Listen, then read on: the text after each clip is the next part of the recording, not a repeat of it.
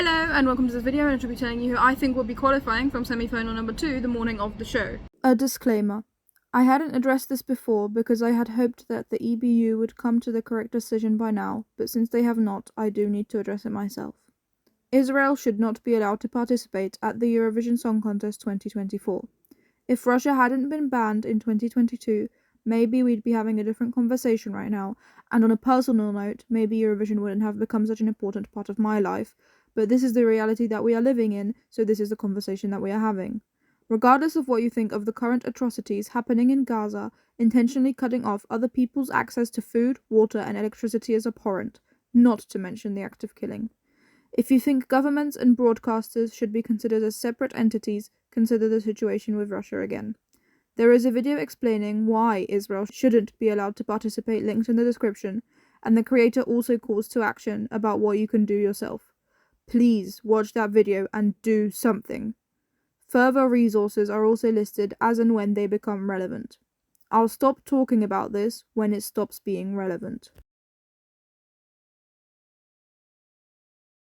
As you can probably hear and hopefully see, I'm currently at Hamburg Airport about to take off. Pro tip, if you ever are here, do come out on the viewing platform to see these wings because they're pretty cool.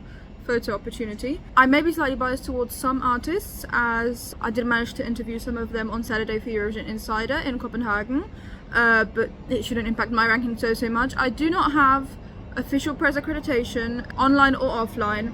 I am just going off of the official up to 10 photos, the 30-second clips from the second rehearsal and the TikTok clips. However, I did also manage to participate in the sing-along for semi-final number 2 yesterday, which means that I saw the performances from the corner of the arena as they were happening. Belgium had to sing again because there were technical difficulties apparently, and the only reason I participated in the sing-along really was so that I could try and get Robin, my cat, into Eurovision. Let's see if it works out, because I doubt there'll be any other opportunity in the future to do that. But without further ado, let's get on to my qualifiers list. In the 16th spot, I do unfortunately have Albania. I am curious about the full staging, but what I've seen so far does not give me hope that this can qualify, despite how well Besa sings it. In the 15th spot, I've got Latvia. Similar story, staging doesn't give me much hope, despite Donza's amazing voice. In the 14th spot, I've got Denmark, which is maybe controversial. A lot of people seem to love the song. I think the song is very bland. The staging is a little bit better, but not by much.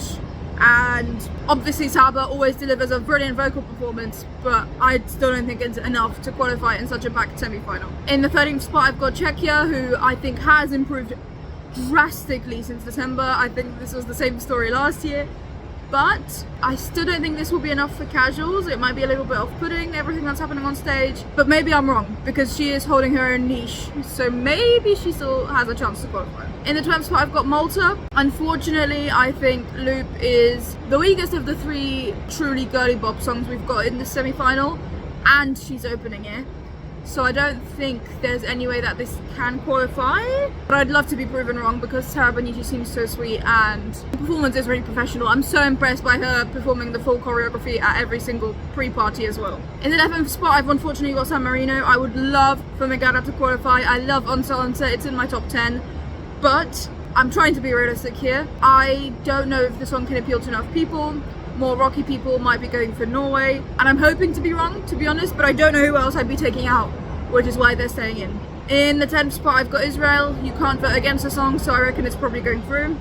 In the 9th spot, I've got Austria. I was slightly worried that this could be a shotgun qualifier, but then it came on at Malmöhagen and everyone went crazy. It also came on a second time and people were starting to get into it. That was a technical difficulty, but I know some people in Malmöhagen weren't massive Eurovision fans. They were from Copenhagen, or I've had 2 friends with me as well who are not massive Eurovision fans, but they really enjoyed it.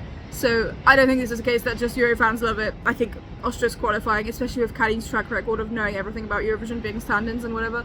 So I think she knows how to qualify. In the 8th spot, I've got Belgium.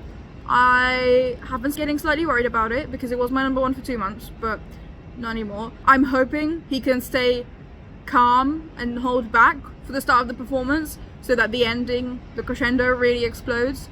But I'm not gonna hold my breath on that one, and I'll be so happy if I am wrong and he does manage it. Then, you know, he's got a better chance of qualifying than number 8. But if he just explodes at the start of the song and full energy from the start. This could also be a shock non-qualifier, which would be crazy because at one point it was in a conversation to win. I think it still is if like stuff goes wrong for everyone else, but I don't think that's likely. In the 7th spot I've got Armenia. They are absolutely throwing a party and I think everyone will enjoy it. Some people are a bit negative about the steps, that maybe that makes it a bit too static, but I think with the chickens in the background and camera shots it should be fine. I don't know, we'll have to see tonight, but I reckon it's probably making it. In the 6th spot I've got Georgia. This is in my opinion the most professional performance of the girly bops in the semi-final. Yes, the other two do great gymnastics, but this has the little podium and I think Nursa just seems to ooze more experience. I don't know if that's necessarily true. That's the impression I'm getting. And this song is the most standard pop song out of the 3 of them, I would argue. In the 5th spot I've got Estonia. I think this crazy song is definitely making it through. Something would have to go very, very wrong for it not to. They've got the pink and green to symbolise the 2 groups fighting, and it's so fun, especially with the like kick dancing thing. Like, it's qualifying, in my opinion. In the 4th spot I've got Norway, who actually do deserve to be a bit higher up, but I'm still a tiny bit worried that not everyone will get it. The vocal is always spectacular and the staging is magnificent, the song's brilliant, so I don't see this not qualifying really, but there's still a tiny bit of me that's worried. In the 3rd spot I've got Greece.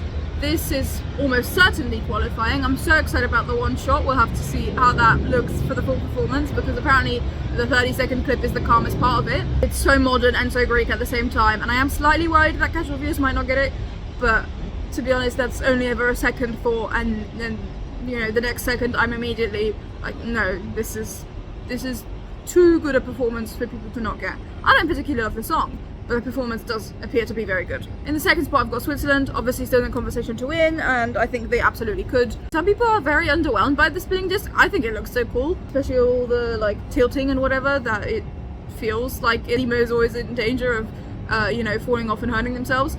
I don't think that's going to happen, but you know, it feels like there's an element of danger there, and I think people will get it. I do remember that it was my number 9 at the start, and now it's my winner, so maybe this is a song that people need time to let grow on them, and that's the only point I have against it, because I am slightly worried that maybe not everyone will get it immediately.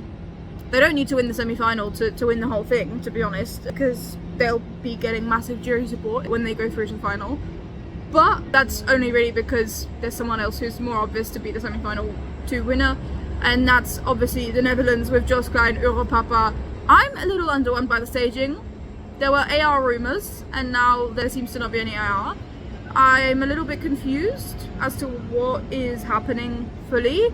Is he still holding something back? Is he even allowed to do that? I don't think so. I mean, it would be great either way, but it still feels like the staging isn't living up to the hype of you didn't even think this was possible on the Eurovision stage.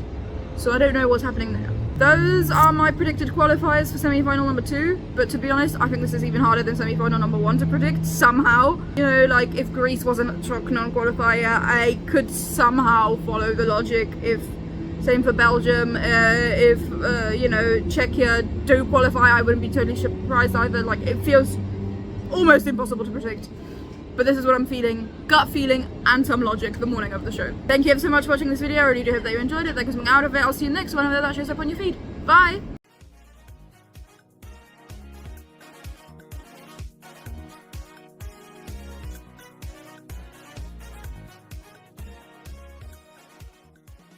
Aus Sicherheitsgründen Ihr Gepäck nicht unbeaufsichtigt sein darf. For security reasons, your baggage must not be left unattended.